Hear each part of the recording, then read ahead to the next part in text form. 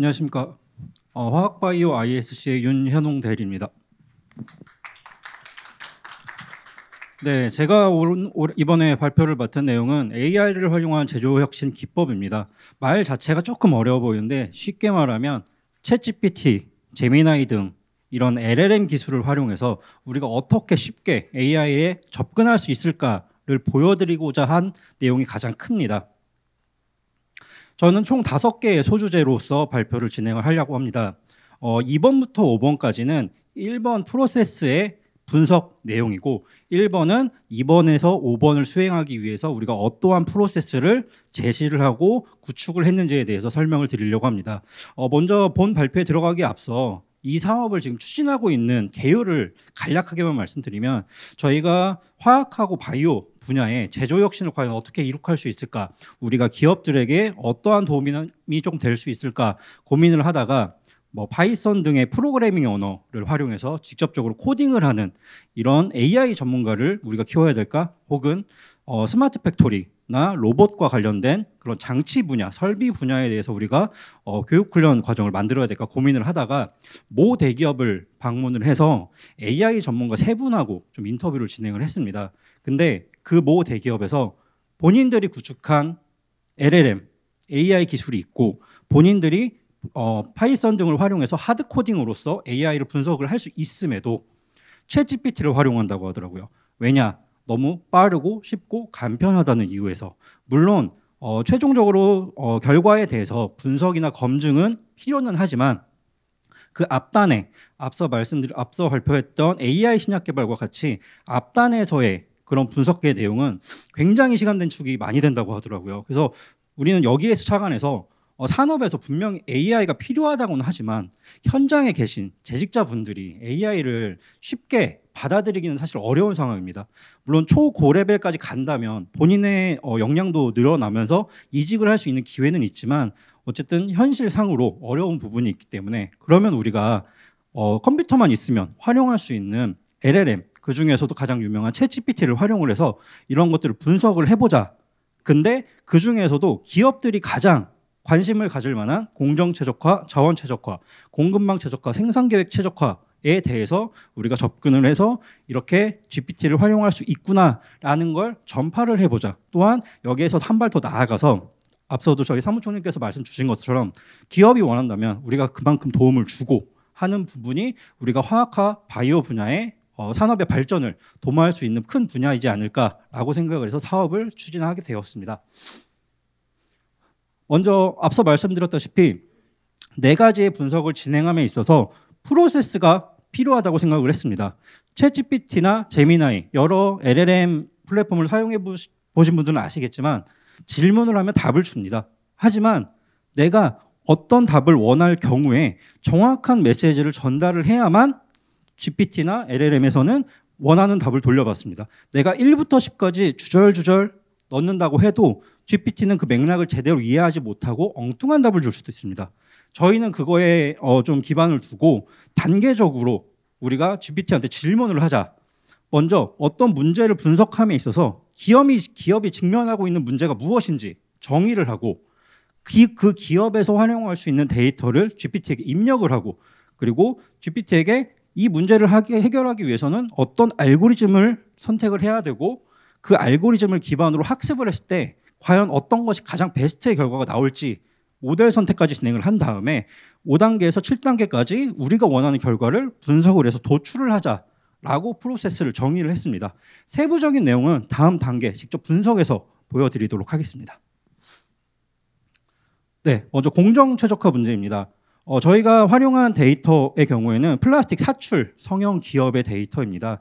그 기업은 성형 제품을 계속 만드는 와중에 불량률이 계속 지속적으로 높은 수치로 나오고 있습니다. 그 기업의 가장 큰 문제, 현재의 문제는 어떻게 하면 불량률을 최소화할 수 있을까? 그 안에서 품질 문제를 해결하기 위해서 어떤 데이터를 활용할 수 있을까? 우리가 가진 데이터는 무엇이지? 라고 생각했을 때 목적 함수는 당연히 불량률을 미니마이즈하는 값이 될 거고, 그 안에서 온도, 습도, 시간, 인건비, 노동력 여러 가지 변수들이 있을 거라고 저희는 생각을 했습니다. 그리고 그 데이터를 활용을 해서 우리가 최적 조건 조합을 한번 도출을 해보자까지 문제를 정의를 했습니다. 그리고 앞에 보이시는 캡처 화면을 제가 하나 가져왔는데, 본 데이터는 저희가 임의로 만든 데이터는 아니고 중소벤처기업부에서 지원을 하고 카이스트에서 현재 운영을 하고 있는 캠프라는 홈페이지 플랫폼에서 무료로 제공하고 있는 데이터셋을 저희가 분석에 활용을 했습니다. 본 데이터는 변수가 총 45개입니다. 앞서 말씀드렸던 온도, 습도, 시간, 압력 이런 변수들이 총 45개가 있고 약 19일 동안 매 1분마다 총 데이터 수 30만 개가 누적되어 있는 데이터 셋입니다. 이 데이터를 넣어주고 앞서 말씀드렸던 문제 1단계 문제를 정의하는 우리가 무엇을 해결하고자 해라고 GPT한테 물음을 넣었더니 이 문제를 해결하기 위해서는 핵심 변수가 이것들이야. 그리고 이 변수들은 필요가 없어. 그러니 나는 이런 변수들은 필요가 없으니 제외하고 핵심 변수 중에 혹시 0으로 된 값들이나 잘못된 값들은 제외를 할게 라고 스스로 전처리까지 해줬습니다. 이게 저희가 AI 관련된 전문가분들하고 계속 인터뷰를 하다 보면 데이터를 데이터를 분석함에 있어서 전처리 단계까지가 가장 중요한 파트라고 합니다. 여기에서 혹시 잘못된 데이터가 기재가 된다면 그 뒤에 분석이 완전 엉뚱한 방향으로 가기 때문에 굉장히 중요한 부분이라고 했는데, GPT는 내가 목적하고자 하는 그 분석 문제를 넣었을 때 자연스럽게 전처리까지 진행을 해줬습니다. 이제 여기에서 그러면 이 데이터와 이 목적을 가지고 우리가 이 문제를 해결하려고 할 때 어떤 도구가 가장 적합해? 라고 GPT한테 물음을 던졌습니다. 그랬더니 여러 가지 알고리즘들이 나왔습니다. 사실 저도 저 알고리즘 전체를 다 모릅니다. 모르면 GPT한테 물어보고 그때그때 이해를 하고 습득을 했는데, 결국 GPT는 이 6가지 알고리즘들의 장점과 단점을 설명을 해주고 지금 해결하고자 하는 불량률을 최소화하는 방법에서 어떻게 어떤 부분이 어떤 알고리즘이 가장 적합한지까지 도출을 해주고, 그렇다면 6가지 중에 어떤 게 가장 좋을 것 같아요? 라고 3가지 추천 조합을 내줬습니다. 근데 단순히 우리가 저 알고리즘을 다 알 필요도 없고 저걸 다 활용해야 될 것도 없다고 생각이 들었고, 그 다음으로는 이 알고리즘을 다 활용을 해서 우리가 한다고 했을 때 너무나도 방대한 양이 될 것 같아서 질문을 한번 더 던졌습니다. 그렇다면 너가 생각한 이 하단에 추천조합 3개의 알고리즘을 내가 넣은 데이터를 바탕으로 30만 건의 데이터를 바탕으로 그 데이터를 학습을 해줘. 학습을 해서 어떤 알고리즘이 가장 적합해? 라고 물었더니 수치적으로 이렇게 표를 그려줬습니다. 정확도, 정밀도, 재현율, 조합평균의 값들, 수치 값들로 봤을 때 그 중에서 랜덤 포레스트라는 알고리즘이 가장 정확하고 안정성도 높을 것 같아요 라고까지 도출이 됐습니다. 그래서 저희는 그러면 앞으로 랜덤 포레스트를 우리가 분석을 진행할게 라고 선언을 한 뒤에 직접적으로 분석에 들어갔습니다. 앞서 말씀드렸듯이 본 문제의 가장 주요 포커스는 불량률을 어떻게 낮추냐입니다. 근데 불량률에 굉장히 많은 요인들이 들어갈 겁니다. 외생 변수적으로 날씨도 들어갈 수 있고, 날씨에 따른 습도, 온도 다 들어갈 수 있고, 외생 변수라고 표현을 해야 될지 내생 변수라고 표현할지 모르겠지만, 내재 변수라고 표현할지 모르겠지만, 사출을 함에 있어서 금형의 온도, 그다음에 금형 사출 시간, 압력 이런 것도 굉장히 중요할 거라고 생각했습니다. 근데 그 모든 것을 분석하기에는 사실 너무 사이즈가 클 것 같아서 일단 상위 5개만 먼저 도출을 해줘라고 했을 때 변수 5개를 도출을 해주고, 단순히 도출을 한 게 아니라 중요도 값으로 표현이 되었습니다. 이 중요도 값을 도출하는 과정은 너무 조금 복잡하고 해서 제가 이 자료에는 기재를 하지 않았고 보고서에 추후에 기재를 하도록 하겠습니다. 이렇게 나온 5가지 변수들이 어떠한 의미를 갖는지까지 결과를 해석을 해주었습니다. 근데 단순히 이런 변수들이 중요해라는 건 현장에 계신 분들은 다 아실 겁니다. 이런 것들이 중요하고 이런 것들을 미세하게 조정해야 불량률이 낮아질 거다. 그렇다면 이 변수들을 어떻게 값을 지정해야 실제로 불량률이 낮아질 건지 한 발 더 나아갔습니다. 앞서 도출된 5개 변수에 대해서 최적 범위에 대한 상위값과 하위값을 구했습니다. 그리고 그 각각의 값들에 대한 해석을 진행이 되었고, 그리고 좀 간략하긴 하지만 그 각각의 변수들에 대한 그래프까지 도출이 되었고, 화면에서 보이시는 하늘색 부분이 최적의 구간을 표시하는 부분입니다. 근데 구간까지만 구했어도 사실 여기에서 조합할 수 있는 경우의 수는 수백만 가지, 수천만 가지가 나올 것입니다. 예를 들어 4.18하고 4.49 사이에 0.01 단위로만 구분을 해도 30가지, 31가지가 나오는 그런 것들을 수를 다 곱해야 되기 때문에 단순히 범위 값으로만 하면 안 되겠다. 그래서 앞서 말씀드렸듯이 최적 조건 도출을 진행을 하였습니다. 해당 부분도 너무 많은 데이터가 나올 것 같아서 상위 20개만 좀 도출을 해달라고 했고, 지금 자료에는 제가 화면 크기상 10가지만 먼저 보여드리도록 하겠습니다. 충진 시간, 최대 사출 속도, 최대 배합과 평균 배합, 금형 닫힘 시간 각각의 조합을 했을 때 예측 불량률이 0.0759라는 값이 나오는 저 조합이 불량률이 가장 낮은 조합이다라고 도출이 된 겁니다. 이건 저는 사출 성형에 대한 큰 지식도 없고 단순히 GPT를 다루는 하나의 스킬로만 접근을 한 건데 이러한 디테일한 값들이 나온 겁니다. GPT는 당연히 여기에서 그 결과들을 충분히 해석을 해줬고요. 근데 여기에서 조금 유익 있게 보신 분은 예측 불량률이 생각보다 높은데? 라고 생각하시는 분들도 계실 겁니다. 이게 0.07이라고 표시가 된 건 7%로 표시가 된 겁니다. 근데 이건 제가 앞서 말씀드렸다시피 많은 변수들, 총 45개의 변수들, 그중에서 분석 제외 변수를 빼더라도 36개, 37개가 되었습니다. 그 모든 변수들을 다 조합을 했을 경우에는 당연히 0에 수렴을 하겠죠. 근데 저희는 이 발표와 이 보고서의 특성상 저희가 최적의 결과를 좀 보여드리기 위해서 5개로 제약을 거는 바람에 나머지 값들이 고정이 됐다라고 표현이 되더라고요. 저도 이 부분이 좀 의아해서 GPT한테 물어봤더니 나머지 값들은 고정이고 5개 값들에 대해서만 조합을 했기에 불량률이 다소 높게 나온다. 원한다면 모든 변수들에 대해서 내가 다시 계산을 해주겠다라고까지 도출은 됐습니다. 물론 그 부분까지 저희가 진행은 하진 않았지만 이렇게 GPT를 쉽게 최적 조건을 찾는 거에도 활용을 할 수 있다라는 하나의 사례를 보여드렸습니다. 네, 다음으로는 자원 최적화입니다. 3번, 4번, 5번 자원 최적화, 공급망 최적화, 생산 계획 최적화 부분에 대해서는 앞서 말씀드린 1부터 7단계 전부 보여드리기에는 시간 관계상 조금 그럴 것 같아서 문제 정의와 데이터 입력까지만 보여드리고 바로 분석으로 넘어가서 결과값들 보여드리는 거 위주로 진행을 하겠습니다. 3번 자원 최적화 같은 경우는 제조업 현장에 계신 분들은 다 느끼실 겁니다. 노동력이나 에너지 등의 자원을 어떻게 하면 최적화할 수 있을까? 그 최적화되는 것이 결국은 비용을 감소시킬 수 있는 가장 큰 요인인데 우리는 그러지 못하고 있다라고 생각이 드시는 분들도 굉장히 많으실 겁니다.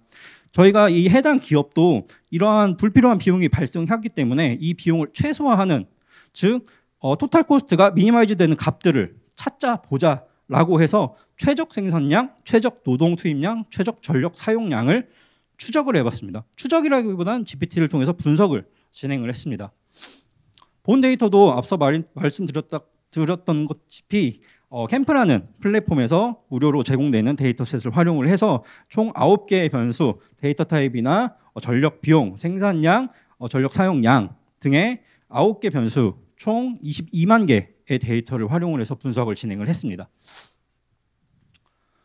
네, 그렇게 했을 때 결국 앞서 보여드렸던 것처럼 토탈 코스트, 비용을 최소화할 수 있는 방안은 인건비와 관련된 부분, 전력 사용량, 전력 비용과 관련된 부분을 더한 값을 생산량으로 곱했을 때 가장 최소화되는 토탈 코스트 값을 구한다면 그 생산량, 그 노동 투입량이 최적화되는 부분을 구한다면 우리가 비용을 최소화할 수 있는 거 아닌가라고 생각이 들었고 GPT도 그렇게 결과가 도출이 되었습니다. 앞서 보여드렸던 여러 변수들 중에 총 9개가 변수가 있었는데 데이터 타입이나 이런 부분은 관측 시간과 관련된 데이터이기 때문에 제외가 되고 직접적으로 활용되는 변수는 생산량, 인건비, 투입 노동력, 전력 사용량, 전력 비용 5가지입니다. 다만 본 데이터에서는 이 맨코스트, 인건비라고 불리는 그 변수값이 낮에는 1, 밤에는 1.5로 고정이 되어 있었습니다. 그리고 전력 비용도 분기별로 값이 좀 고정이 되어 있었습니다. 그래서 두 가지를 고려하여 우리가 최적 생산량 P스타, 그다음에 투입 노동력, 최적의 투입 노동력 WP스타, 그다음에 최적의 전력 사용량 PU스타 값들을 구해보자라고 해서 분석을 계속 진행을 했습니다. 앞서 말씀드렸다시피 인건비와 전력 비용 구조는 고정이기 때문에 그것을 감안하여 세 가지를 구하자라고 해서 결국 분기별로 낮과 밤을 나눈 P스타, WP스타, PU스타의 값들이 표로 도출이 되었습니다. 그 부분에 대한 해석도 GPT가 당연히 진행을 해줬고요. 최적 생산량, 프로덕션에 대한 가장 최적화된 P스타 값을 본다면 결국 낮에 생산되는 것이 주력의 값이다. 낮에 저만큼 생산하는 것이 비용을 최소화하는 값이다. 또한 최적 투입 노동력 역시도 낮에 생산량을 감안했을 때 저 값들이 나오는 것들이 가장 최적의 코스트 값을 유지하는 것이다 라는 것들이 도출이 됐습니다. 여기에서 저희가 좀 분석을 멈출까도 생각을 했었는데 분석은 여기서 멈췄는데 GPT가 한 가지를 더 말을 해주더라고요. 제가 GPT한테 넣은 데이터가 조금 부족해. 근데 너가 만약에 이런 데이터를 넣어주면 내가 더 분석을 진행할게 라고 오히려 저한테 역제안을 하더라고요. 기업의 총 이윤을 계산할 수 있어 나는. 그러니까 데이터를 넣어줘. 그리고 가격과 수요량에 대한 데이터를 넣어주면 내가 이윤 극대화도 분석해줄게. 또한 앞서 그 전력 비용이 분기별로 고정됐는데 이게 시간대별로 분명히 다를 거니 시간대별로 전기요금을 알려줘. 그럼 내가 최적화 분석도 해줄게. 라고까지 진행이 됩니다. 물론 이 부분은 저희가 별도의 데이터가 있지는 않아서 진행은 하지는 않았지만 이런 자료가 분명히 산업 현장에는 있을 거라고 저는 생각이 듭니다. 이런 자료를 넣는다면 저러한 이윤국대화 분석이나 시간별 그 전력 요금의 최적화 분석도 진행할 수 있지 않을까 좀 기대를 해봤습니다. 네, 다음으로는 공급망 최적화입니다. 제조업의 특성상 수주량도 많고 각각의 원부자재, 유틸리티 이런 것들이 공급망으로서 네트워크로서 구성이 되어서 유기적인 활동이 일어납니다. 근데 수주량이나 생산 필요량, 내가 어느 정도 생산을 해야 이게 납품이 가능할지, 지연 없이 납품이 가능할지, 재고가 안 쌓일지에 대해서 예측을 할 수 없는 상황의 기업의 데이터입니다. 그 기업은 결국 그런 예측 부재로 인해서 재고가 불안정한 상황입니다. 그렇기 때문에 내가 납품을 하고 싶어도 납품을 못하는 상황이고 납품을 안 해야 되는 상황에선 재고가 쌓이고 이러한 상황에서 재고를 최적화할 수 있는 방법은 어떤 것들이 있을까? 저희가 좀 분석을 진행을 해봤습니다. 해당 데이터도 캠프의 무료 데이터를 활용을 했고요. 본 변수는 조금 적습니다. 변수 4개에 348개 데이터만 가지고 분석을 진행을 했습니다. 관측 지수가 매일마다 관측이 되어서 약 3달간 관측이 된 결과이고 각각의 변수는 일자, 수주량, 생산량, 재고 이렇게 3가지입니다. 내가 이런 문제를 해결하고 싶어 라고 GPT한테 던졌고 데이터만 넣었는데 GPT가 바로 나 이거 분석할 수 있어 라고 도출을 해준 겁니다. 예측 수주량, 물론 데이터의 수량 자체가 작고 기간이 짧지만 단기보다는 나는 그럼 예측을 해줄게, 앞으로의 추세를 예측을 해줄게 라고 저에게 답을 던졌고, 그리고 생산 필요량 예측은 어떻게 보면 산술적으로 계산이 충분히 가능한 부분이기 때문에 생산 필요량은 예측 수주량과 안전재고, 내가 어느 정도의 세이프를 잡아놔야 하는지 그 재고값을 더한 다음에 현재 재고를 빼면 너가 지금 필요한 생산량을 알려줄 수 있는, 단순하게 계산할 수 있는 방법을 알려줄게. 또한 이런 재고 최적화하는 방안에 대해서 데이터가 너무 적기 때문에 하나의 시나리오로서 내가 이렇게 만약에 생산량을 구축을 한다면 재고는 이 정도로 잡아야 돼 라는 시나리오성으로 한번 보여줄게, 분석을 진행을 해줄게 라고 오히려 저에게 제안을 했습니다. 그래서 저는 그거를 기반으로 다음과 같은 분석을 진행을 했습니다. 본 데이터는 아까 말씀드렸다시피 3개월 정도의 데이터입니다. 데이터가 7월 말까지 되어 있습니다. 그래서 저는 8월 달 수주량을 예측을 한번 진행을 해봤습니다. 앞서 말씀드렸다시피 단기간의 추세보다는 그 바로의 예측을 좀 잘 할 수 있다라고 보여진 건데, 여기에서는 AI를 활용한 알고리즘, 고성능의 알고리즘을 활용하기보다는 전통적으로 사용되는 시계열 데이터, 시계열 통계 분석을 활용하는 것이 좋을 것 같다라고 GPT가 제안을 해줬습니다. 아리마라는 모델인데 AR, IMA가 나눠져가지고 쉽게 그냥 한국말로 번역을 하자면 자기회귀, 저기 차분이 뭐 적분의 개념이긴 한데 자기회귀 차분 이동평균이라는 아리마 모델입니다.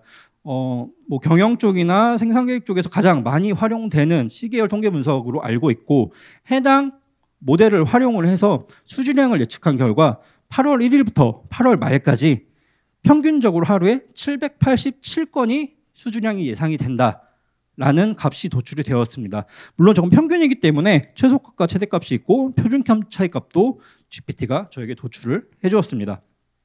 이거를 해석하자면 제가 앞서 한번 말씀을 드렸어야 되는데, 본 데이터는 생산량이 3달 동안 매일 450으로 고정되어 있습니다.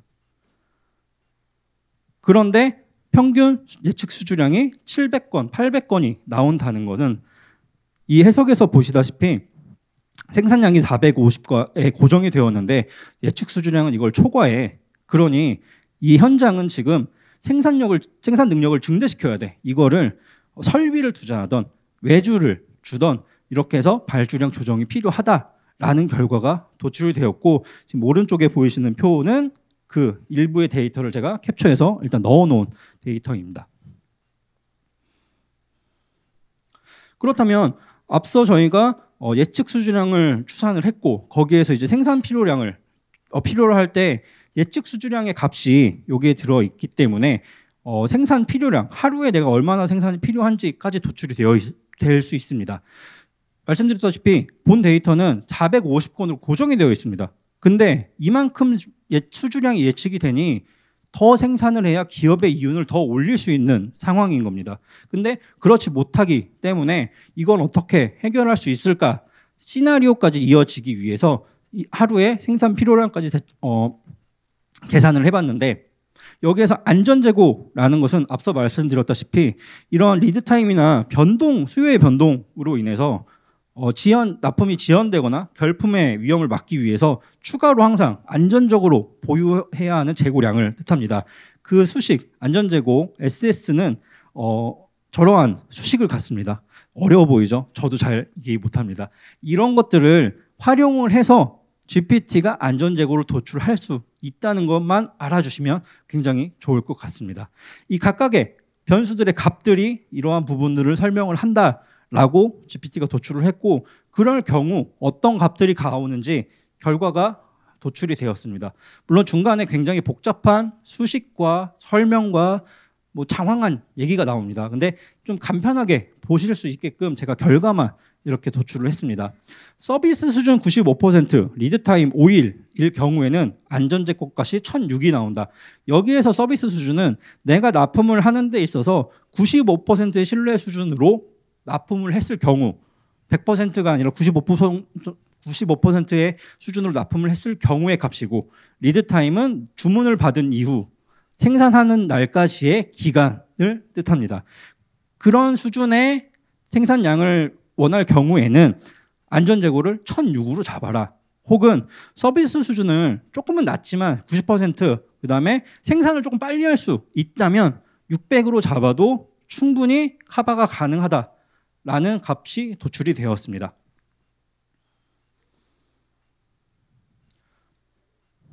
네, 그렇게 했을 때 그 값들로 해석을 한번 해줬습니다. 다음 단계인 시나리오로 넘어가기 전에 간단하게 한번 해석을 해줬는데, 현 상황, 여기 보시면 A의 현 상황이 8월의 예측 수주량은 분명히 생산 능력을 초과한다. 당연히 서비스 수준 95%는 유지할 수 없어. 그로 인해서 백오더나 납기 지연, 재고 미달이 발생할 거야.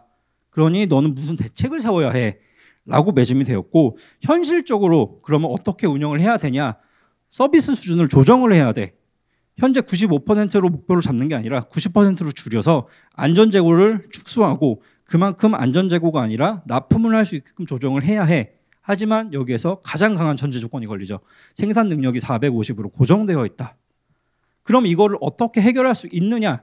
혹은 너가 앞서 말한 것처럼 어떤 시나리오를 대상으로 우리가 받아들일 수 있느냐라고 질문을 던졌을 때 두 가지 A와 B의 시나리오가 나왔습니다. 물론 더 디테일한 내용이 있지만 제가 그 엑기스들만 조금 뽑느라고 잘 안 보이실 수도 있지만 A의 시나리오는 생산 능력은 800으로 늘리고 서비스 수준 95%, 그다음에 리드 타임 5일, 안전 재고 1006을 유지했을 때 결국은 현재 450개만 생산 가능하지 않느냐. 너가 800개까지 증설을 하려면 800개까지 증설을 해서 생산을 하면 납품이 가능해. 하지만 그만큼 설비 투자 비용이 굉장히 클 거야.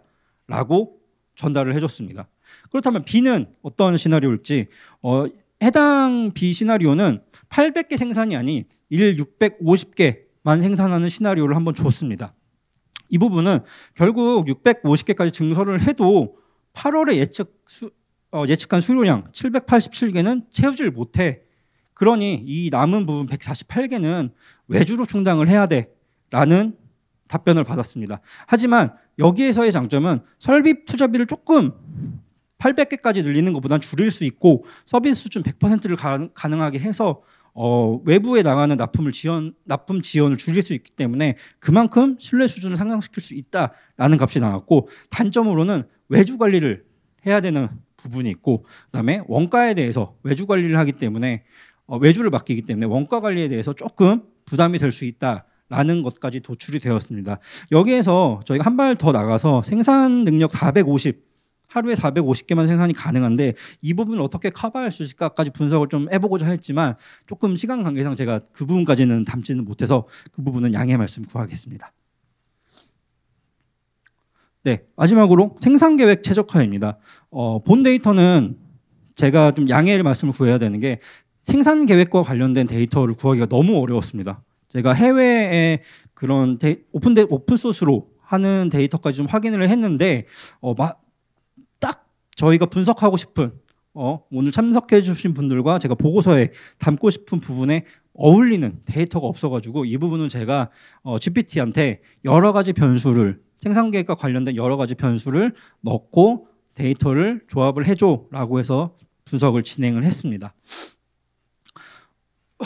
현장에 계시면 아시겠지만 생산 계획 자체가 굉장히 큰 업무입니다. 하지만 그 큰 업무 자체가 비효율로 계획이 세워진다면 엄청난 손실이 발생할 것입니다. 우리는 그것을 최적화해서 이익을 극대화할 수 있는 방안이 무엇이 있을까? 즉 여기에서의 목적 함수는 기업이 이익을 최대로 하는 그 값을 찾는 것이 저희가 분석하는 가장 큰 목표였습니다. 앞서 말씀드렸다시피 총 15개의 변수, 그 다음에 6,000개의 데이터를 저희가 GPT를 통해 생성을 했고, 여기에서의 핵심 변수는 생산 계획이기 때문에 일정 관련된 부분, 가격 관련된 부분, 수량 관련된 부분, 그 다음에 분석에서 필요 없는 부분들, 앞서 그 공정 최적화에 나왔던 내용과 같이 식별 코드, 고유 코드 이런 부분은 사실 본 분석에는 필요가 없기 때문에 제외를 시켰습니다. 네, 생산 계획을 최적화해서 이익을 극대화하기 위해서는 결국은 품목별로 어떻게 최적의 생산량을 찾을지, 그 다음에 월별로 어떻게 최적의 생산량을 찾을지가 가장 중요한 포인트라고 생각을 했습니다. 품목별로 최적의 생산량을 도출하는 데는 혼합정수계획법이라는 것이 가장 좋을 것 같다. 앞서 말씀드렸듯이 알고리즘이나 여러 가지 통계적 기법이나 이런 것들이 나왔는데 그중에 저 MILP가 가장 좋을 것 같다라고 도출이 되었고, 그렇다면 이거의 장점과 단점은 뭐고 적합성은 뭐고까지 도출이 되었습니다. 가운데 보시면 이 MILP라는 모델링을 하는데 여러 가지 수식이 나옵니다. 변수들이 나오고 이 부분 어렵게 생각하실 필요가 없습니다. 충분히 GPT가 친절하게 설명을 해주고 쉽게 설명을 해주고 물으면 바로 대답을 해줍니다. 저도 그렇게 이해를 하고 넘어가 부분입니다. 이러한 복잡한 수식을 계산했을 때 결국 이 아래와 같은 계산 결과값들이 나옵니다. 이 결과값은 품목별로 최적 생산량을 도출하는 데 있어서 전부 다 더해진 값입니다. 썸 값입니다. 시그마로서 모두 다 모든 일자와 시간에 대해서 더해진 값입니다. 이거를 다시 품목별로 나눈다면 보시는 표와 같이 표현이 됩니다. 지금 제품 코드가 지금 내림차순 오름차순으로 정렬이 안 됐고 중구난방으로 좀 되어 있습니다. 이 부분은 저희가 이 다른 부분과 조금 매칭을 하다가 조금 틀어진 부분인데, 결국 저희가 10가지 제품에 대해서 이 정도의 수요량이 나오고 평균적인 단가는 이 정도고 최적의 생산량을 봤을 땐 각각 이러한 값들을 갖는다. 그리고 최적의 출하량까지 계산이 되었습니다. 이렇게 했을 때 각각 제품별로 이 기여도가 이 정도 수준을 나타낸다까지 표현이 되었습니다. 이 부분에서 한 발 더 나간다면 본 데이터는 그냥 데이터가 2024년 1월부터 2025년 8월까지 18개월간의 데이터입니다. 그렇다면 그 이후 8월 이후에 우리가 수주량, 생산량을 어떻게 예측을 할 수 있을까라고 해가지고 월간 적정 생산량을 계획을 해줘라고 질문을 던졌습니다. 이 데이터는 앞서 보여드렸던 이 데이터를 기반으로 분석을 진행한 내용입니다. 여기에도 보시면 복잡한 수식들이 나옵니다. 근데 결과는 요 표 한 장입니다. 이 표는 물론 지금 품목별로 구분은 되어 있지는 않은데 월별로 이 정도의 수요가 있고 이 정도의 재고가 있고 이 정도를 생산을 해야 돼. 그리고 총 이 기여도는 이 정도의 값을 가자라는 데이터가 도출이 되었고, 이걸 다시 월별로 품목별로 구분한 표입니다. 기업의 입장에서는 기기여도가 높은 제품을 우선적으로 생산을 해서 출하를 하는 것이 기업의 입장에선 이익을 극대화하는 가장 중요한 방안일 것입니다.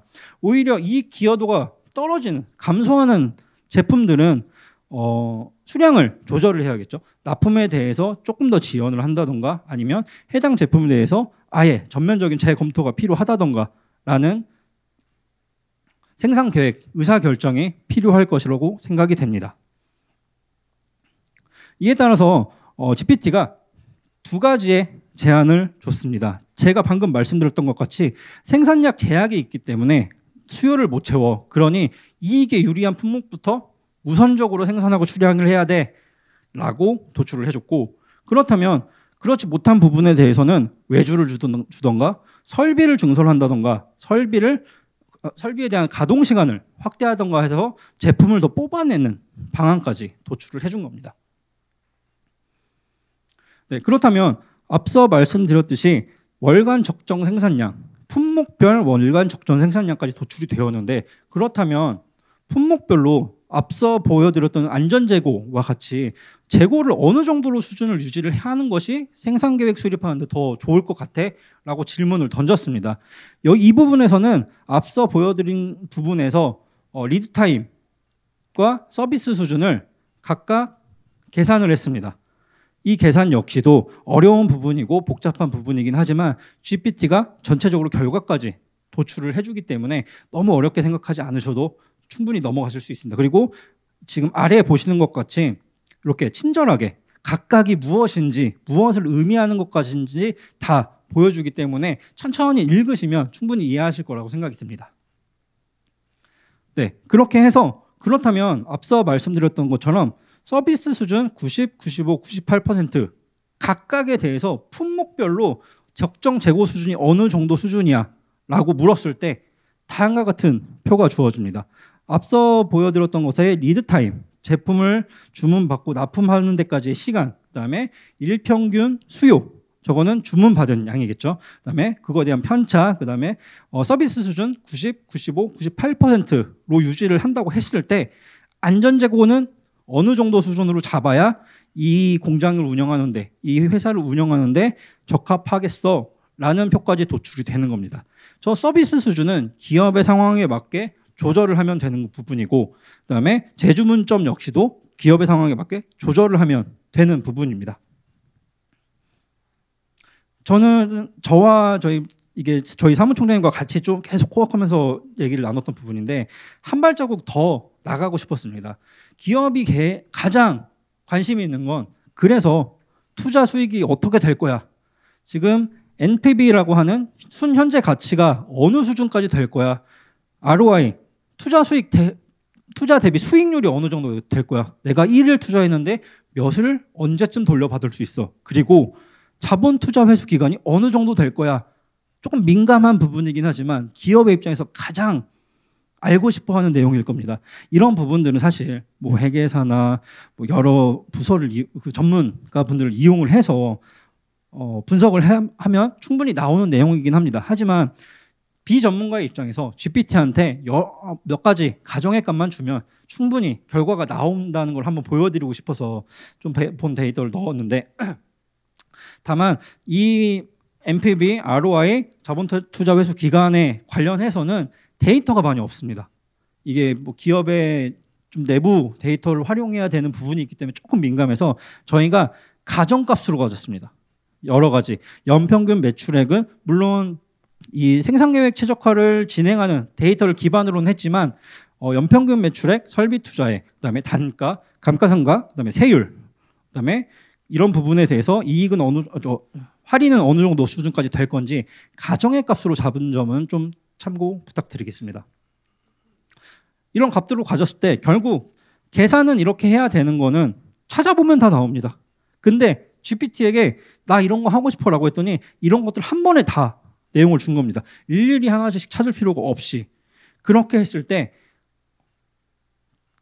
현재 가치 NPV에 대한 이런 계산값들이 나옵니다. 근데 이런 장표를 보고도 사실 저는 모르겠거든요. 사실 제가 회계 전문가도 아니고 이런 것들 다뤄본 적이 없기 때문에 모르겠더라고요. 근데 이렇게 간단하게 표현이 됩니다. 물론 데이터 자체가 가정의 값을 넣었기 때문에 이 결과값이 굉장히 뻥튀기 된 건 있습니다. 그 부분은 참고를 해주시고 기업의 순현재 가치 내가 투자금 2026년도에 200만을 투자를 했어. 근데 이거를 몇 년 안에 회수할 수 있을 것 같아. 각 연도별로 그 수익률을 계산을 해줘 라고 했을 때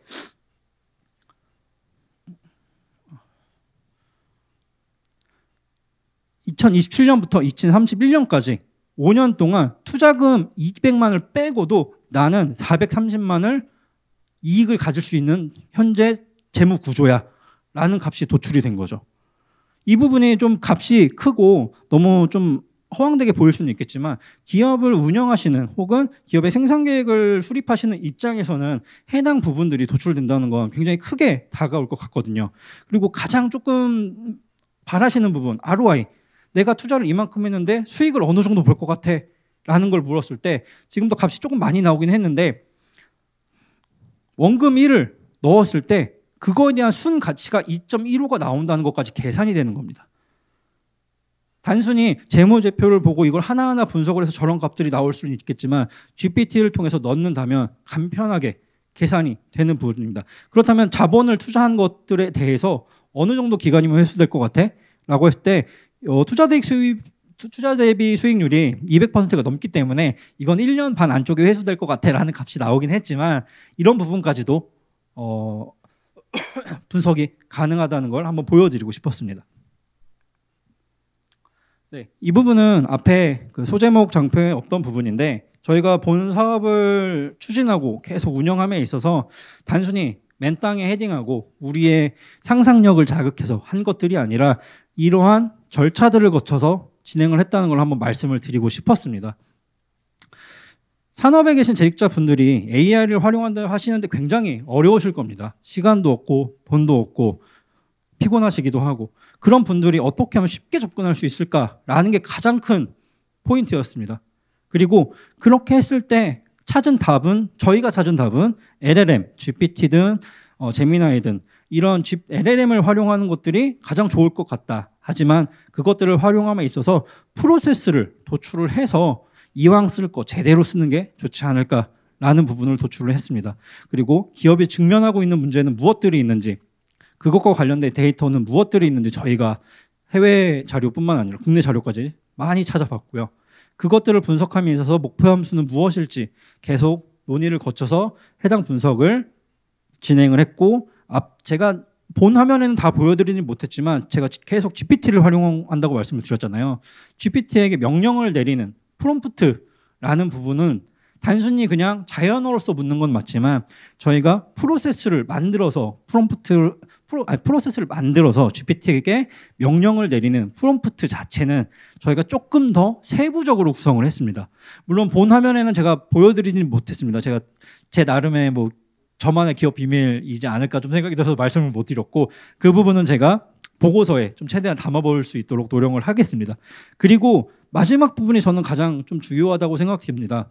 저희가 앞서 저희 황신혜 팀장이 발표했던 AI 신약 개발이나 뒷부분에 발표할 소재 탐색과 관련된 부분들이 단순히 GPT의 모든 것을 믿고 한 것이 아니라 검증을 통해서 그 결과가 이루어졌다는 겁니다.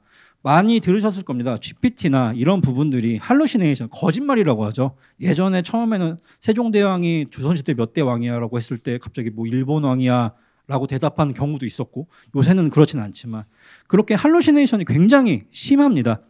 그렇기 때문에 모든 전적으로 믿지는 않고 우리가 나온 결과를 전문가를 통해서 검증을 통한 결과들만 저희가 발표를 해드린 내용입니다. 또한 그 전문가를 통하지 않는 통계적인 부분에 대해서는 경영의사결정의 합리화나 이런 유용성까지 저희가 내부적으로 통계 자료에 의해서 검토한 부분이고 검증한 부분이라는 것을 말씀을 드리겠습니다.